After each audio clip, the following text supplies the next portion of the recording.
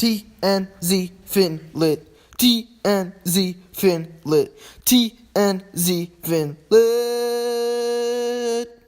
Hello again. Thanks for coming for episode 2 of T and Z Fin. Lit. We welcome you to our episode 2 of our new webcast. So Tyler, what are we going to be talking about today? So today we're going to talk about what it's like to live with somebody. So we're going to talk about first a roommate agreement. First and last, because that's the whole project. Correct. Good. But there's a lot of steps that go into that, such as sharing food, who's paying a higher bill, etc. Utilities, fun stuff, etc. So Zach, in your professional opinion, what does it take to have a roommate agreement? Well, Tyler, I don't like your sass, but I will answer your question.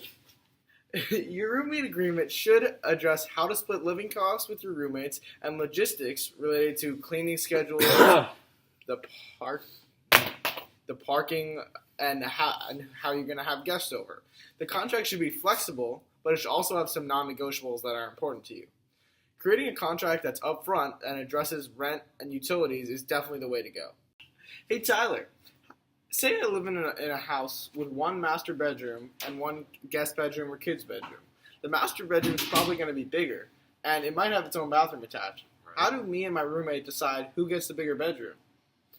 So, if they're willing to pay more because they want the larger bedroom and the larger bathroom, then that just makes more sense, right? So you should have, for example, like say you want it, right? You want the larger bathroom. Oh, why would I want it? I don't know. You call me fat? No, I'm not calling. Okay. I'm not calling you fat. Answer the question. It's just fair. Like, whoever gets the bigger bedroom and the bigger bathroom should have to pay more.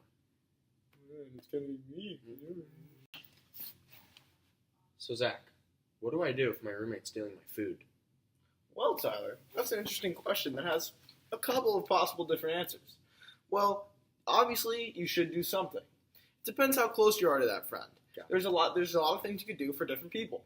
One way you could do it, if someone's stealing your food and you have a roommate contract that says he can't steal your food, then you could take action against him or give him a break and make sure he never does it again. Another thing you could do is buy and possibly label your own food so that this doesn't happen again. And if your roommate does keep stealing your food, you might have to take further action, such as claiming breach of your agreement or possibly kicking him out of your lease. Another thing that could happen if your roommate's stealing your food is you can make him pay for the food that you and him are now splitting. He's already eating your food, so really he should be paying for it. If you do one of those things, you could make it fair. If I live with a roommate, there's so many expenses that you have to keep track of. How do I keep track of everything and make sure that nothing gets lost? Very understandable topic, sir. Okay, so the first step you can do is you can make a spreadsheet full of all the expenses per month. Yeah, you can. Yes, I can. Second step, they even have apps now on your phones, guys, on our phones that keep track of every expense, such as food, water, rent, etc. Hey Tyler, another thing you should be careful of when you're splitting the cost of living with your roommate and making these possible spreadsheets, make sure you leave some money aside for unexpected costs and expenses, because you never know what could happen and you don't know who should pay for it and what money you have to pay for it in that scenario. Got it. Thank you, Zach. Sick. So, Zach, what should I do if, things get a little bit awkward? Like, for example, asking for money, rent's due. But it's just kind of a weird topic, you feel me? Yeah, I totally do understand that. Talking about money with someone you might be friends with is very hard to do. But it's very important that you end up doing it. It's important to have that conversation because if you don't, it could lead to much bigger issues. If you don't talk to your roommate about it, and let's say he doesn't pay his rent, you both could be left without a place to live because he didn't pay his half of the rent. The rent doesn't care that you're splitting Are you it. assuming it's a he? I am assuming that it's a he. Sorry. Communication is key, guys.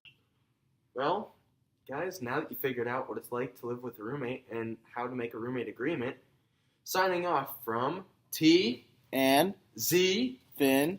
Lit. Your